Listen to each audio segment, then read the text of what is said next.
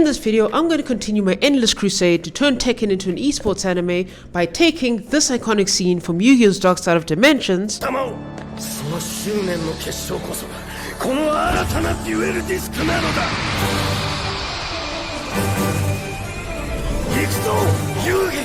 and recreating it for Tekken.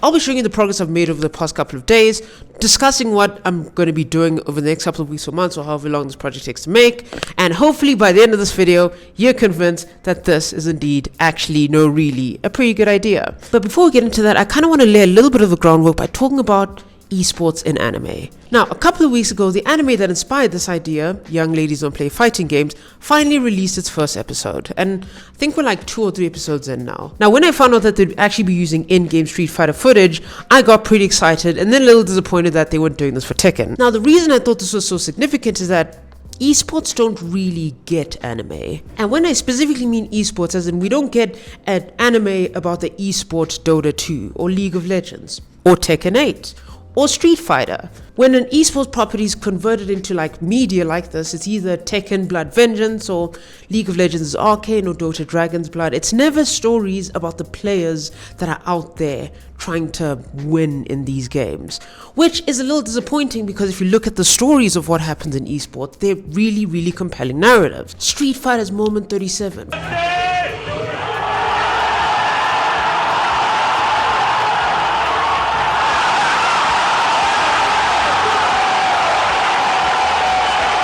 Faker's legendary Z play. To the bed. Oh, Faker may be in trouble here. Deathmark tries to clean it up for Ryu. Oh, look at the cleanse. Look at the moves. Faker, what was that?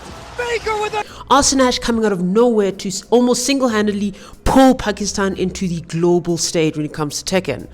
Oh, he got it. And Arsene Ash is your evil 2019 champion, ladies and gentlemen. Team OG's legendary Dream Run.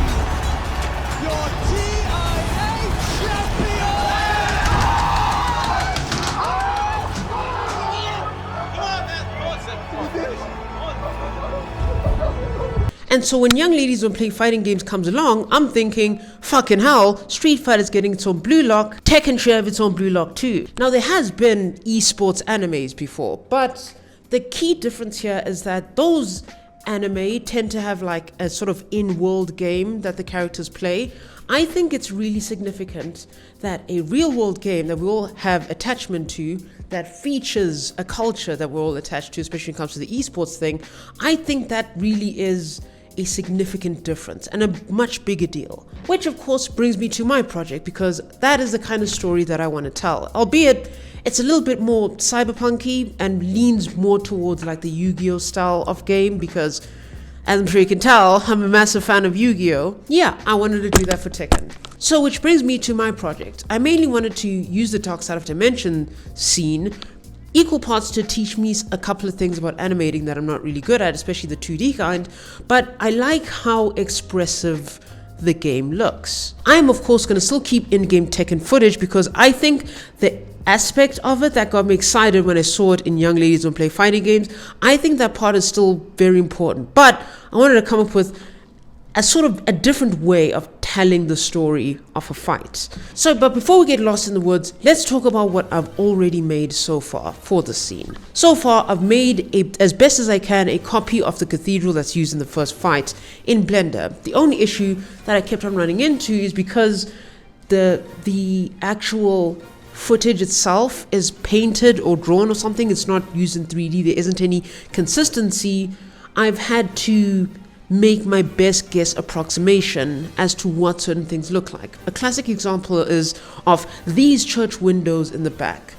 In this scene, they're folded in another scene, in this other one, they're folded outward. So I've had to sort of make approximations, and then when it comes to actually taking an image of the particular frame, bend the world and deform it accordingly. And so this, I think, is probably some of the more busy work I'd have to do, because the scene's going to last me through the entire project, so we just got it out of the way right away. The second thing I did is make my custom character.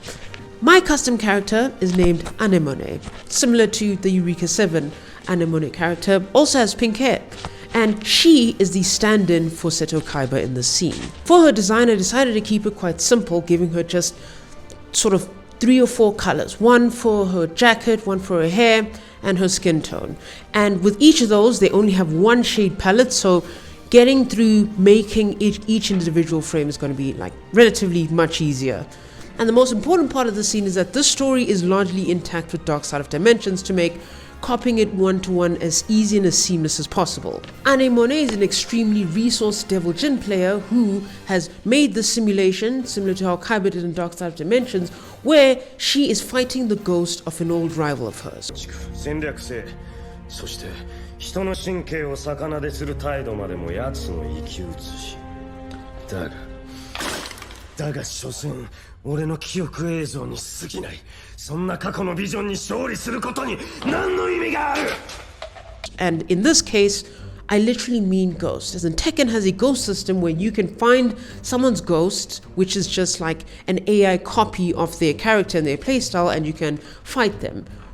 It's up in the air as to how accurate it is, because I went to an Asia server and I found JDCR's ghost and I beat it, so, you know, take that with a grain of salt. But this tracks incredibly accurately to what actually happened in Dark Side of Dimensions, with Kaiba fighting an AI replica of Yugi this entire time. So when it comes to the rewrite that I'm eventually going to have to do with the dialogue, it's largely also going to be intact. I'm hoping I can even keep the pacing.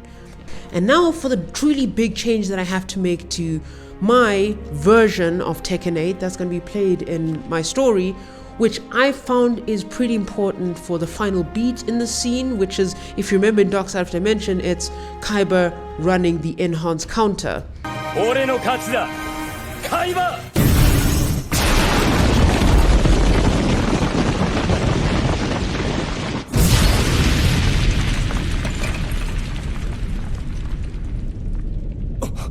Trap card, enhanced counter. ダメージを無効にし、その数値分俺のモンスターの攻撃力をアップする。海馬。I needed to keep a sort of like the unpredictability that comes with people activating trap cards, and so I added a system to Tekken 8 I call a heat facet.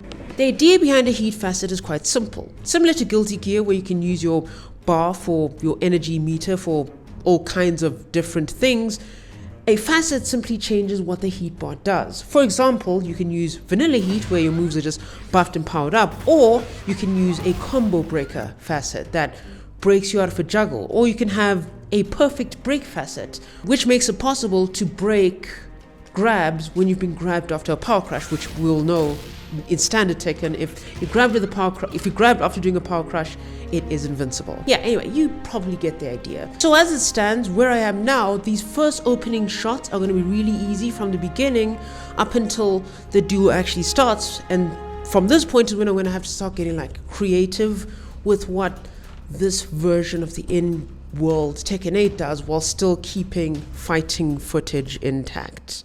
And then the last thing I'm going to tell you guys about when it comes to the actual dialogue in the story is that, primarily because I enjoy the Japanese version of Yu-Gi-Oh! And I really don't like what they did with the 4Kids one, I am going to write the dialogue in Japanese, which I think will be a good milestone because I'm learning Japanese. So it's good to have a goal to work towards. And then I'll likely have to reach out to, say, someone who can voice act in Japanese to help me bring my characters to life. But that is my project. Anyway, I hope you stick around to see how it goes, and I hope you enjoy what I'm trying to do, even though it's a bit weird and unorthodox. But on that note, I'll hopefully see you in the next one.